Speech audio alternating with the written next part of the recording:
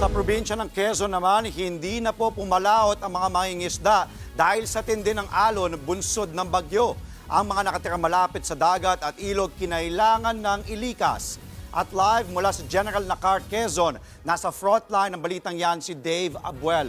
Dave, gaano karaming residente na ang ililikas dyan? Andre, higit 100 at 30 pamilya o halos 500 individual ang kinailangang ilikas dito sa General Nakar sa Quezon dahil sa epekto ng bagyong Pepito.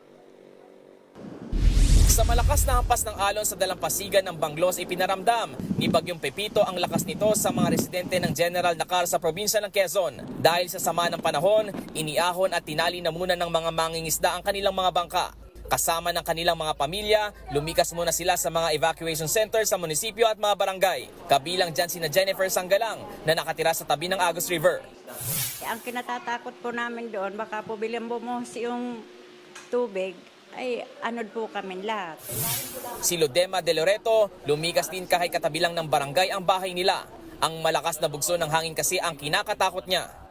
Ang bay kami tatakot at baka yung aming pong bubong ay maalis na at kumahina na po ang bubong namin. Payo ng lokal na pamahalaan, manatiling alerto sa epekto ni Pepito. Pumunta na kayo doon sa safe na lugar. Lagi kayong mag-monitor sa mga update ng ating MDRR. Samantala, sa kuwang ito kaninang umaga, kita ang matitinding hampas ng alon sa pantalan ng isla ng Jumalig sa Quezon. Ganyan din kalakas ang alon sa baybaying dagat ng Pulilio. Sa kuwang ito, kita ang tindi ng hampas ng alon ng dagat. Nakaranas din ng malalakas na bugso ng hangin ang mga residente ng Panukulan, Quezon.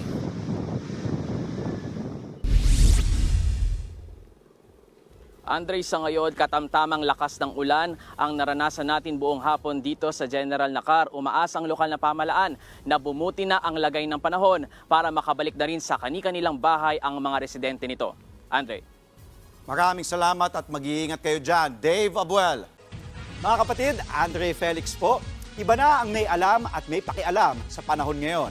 Para sa tuloy-tuloy na balitaan sa Frontline kahit weekend, mag-follow at subscribe sa social media pages ng News 5.